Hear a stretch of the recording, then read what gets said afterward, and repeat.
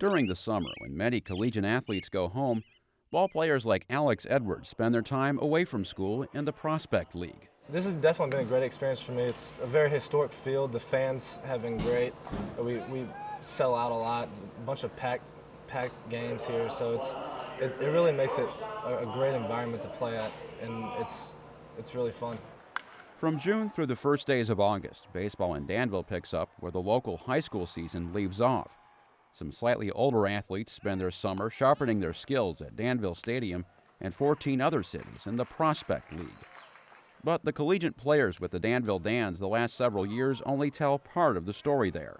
When Jeannie Cook first became aware of the stadium, it was as a fan. The park was built in the mid-40s as a minor league venue. This park opened in 1946, and so it's been here many, many, many years. It's rostered over 70 major league players or coaches.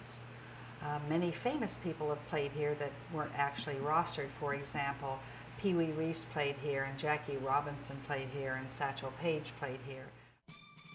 The images of the Old West are many, but none stand out as well as the legendary tales of Wyatt Earp. Books have been written, movies have been made, and very little has slipped through the scrutiny of the public eye since his death in 1929. We think Wyatt Earp is probably, outside of Butch Cassidy, Jesse James, one of the better known lawmen of the West. Jerry Dolph and Arthur Randall are both writers here in the inland and Northwest. They found Wyatt Earp's life story compelling enough that they began to pursue rumors of the possibility that the famous gunfighter resided in Eagle City during its gold rush days in 1883. Who wants to read a fiction? I mean, there's lots of them. But I wanted this to be a true story, a true account of Eagle City and what happened here. It all began in the Bitterroot Mountain Range in the Coeur d'Alenes of North Idaho. A Civil War veteran, Andrew J. Pritchard, discovered gold in 1882.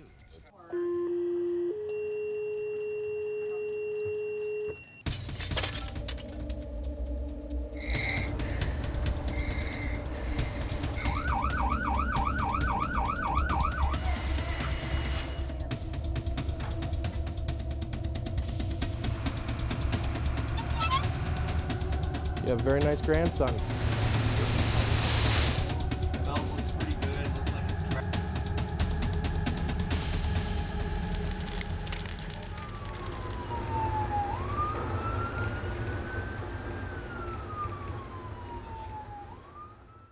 Right now we do a lot of different types of training, and training is very important, makes somebody very efficient at what they're doing, and that carries over onto the emergency scene.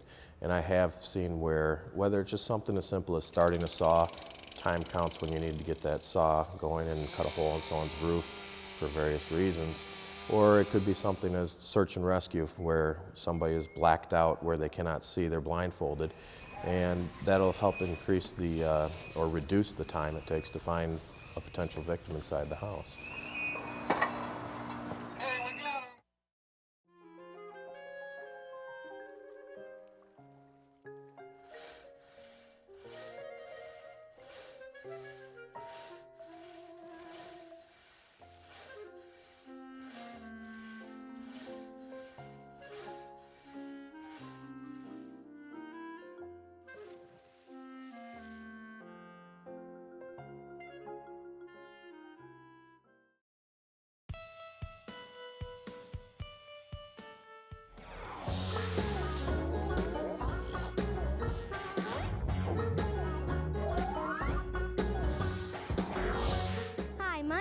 Sophie, and today Kids Stuff is at Science World for the superhero exhibit.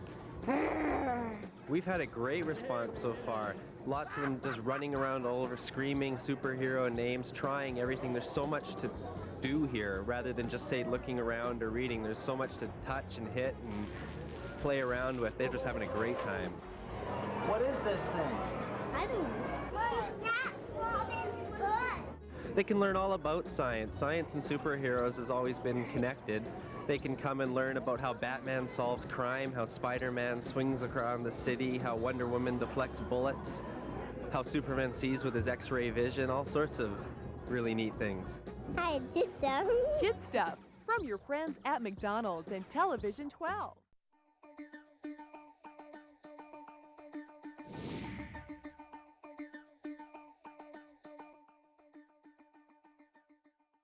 Has WILL-TV helped you broaden your knowledge of our nation's history? Perhaps you've gained a greater appreciation for hummingbirds or marveled at other wonders of nature.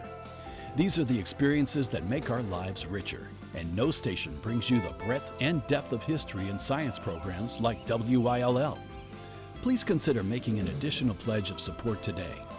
Your gift will help us continue to offer award-winning documentaries from Ken Burns, POV, and so much more.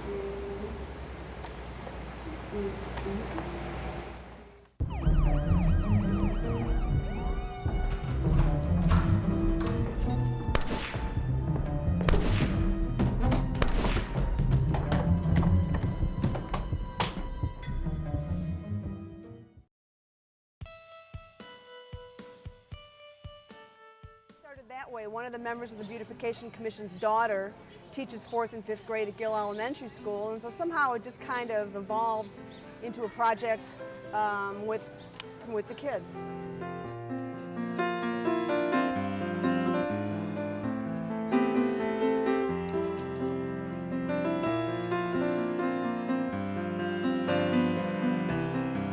The kids work in teams of 4, and we try to pair them up with some seniors, so that everybody gets a chance to work together. I think we've found out that the intergenerational kind of activity is really beneficial for everybody. Hi, come and help me. What's your name? Kyle. My name is Emma.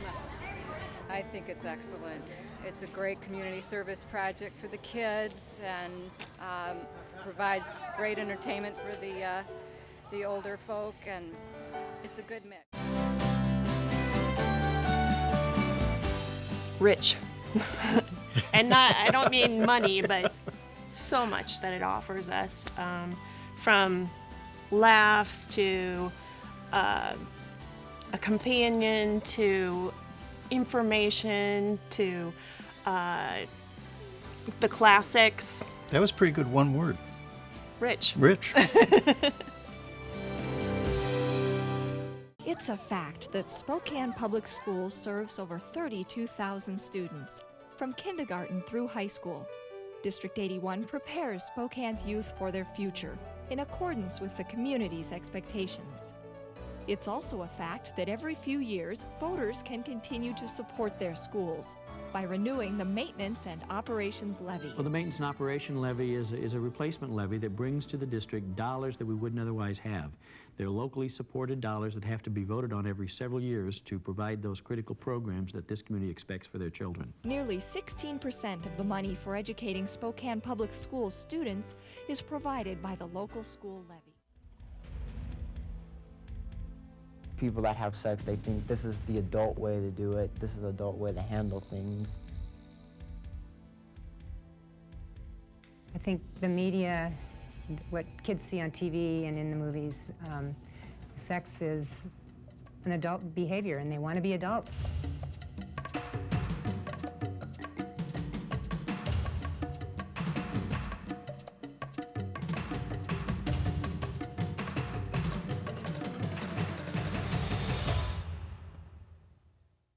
Across the state of Illinois, teachers are using PBS Learning Media to enrich their students' learning experiences.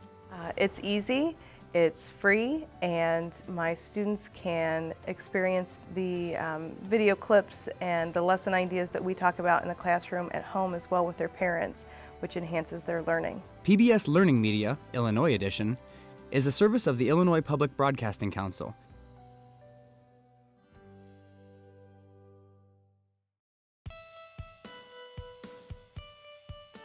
Once that takes effect and starts really inhibiting people from getting the overcome that addiction and to get through a rigorous program where they have to go through therapy. About nothing. And there's only one good thing that's come from that, and that is the fact that communities have banded together to fight this like nothing I've ever seen.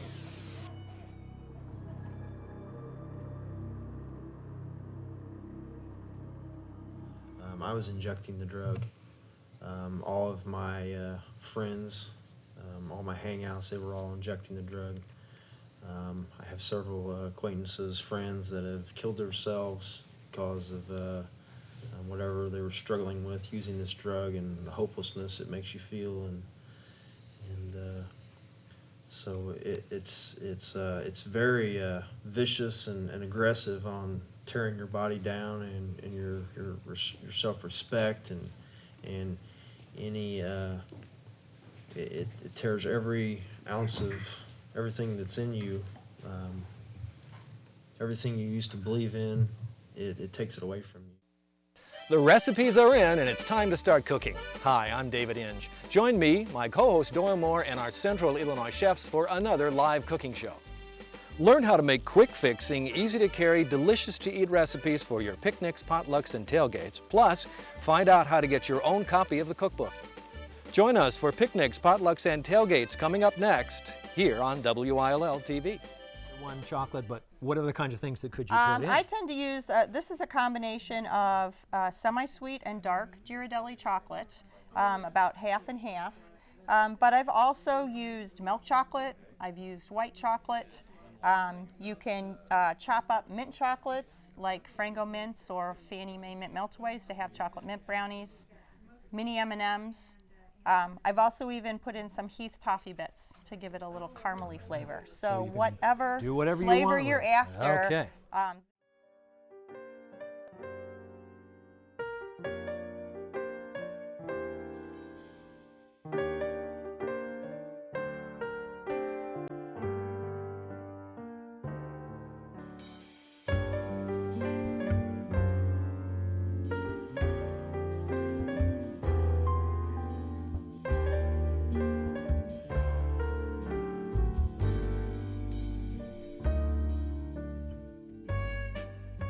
You'll want to stay tuned because we'll have more on Prohibition from Ken Burns in just a moment. But right now we want to take a little time and talk about what was happening during Prohibition here in East Central Illinois. And my guest is Tom Kasich.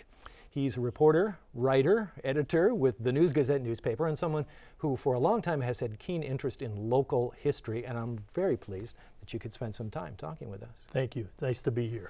Well, just the place to start really is to remain silent and not applaud or boo the candidates during the debate.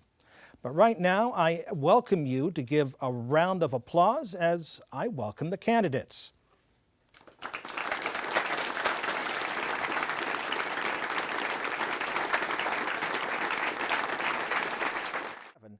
(333-3495). Don Gerard is a relative newcomer to politics, serving his first term as mayor of Champaign. Laurel Pressing has been a state legislator, Champaign County board member, and Champaign County auditor. She's in her second term as mayor of Urbana. And Mayor Gerard and Mayor Pressing, welcome both of you to the program.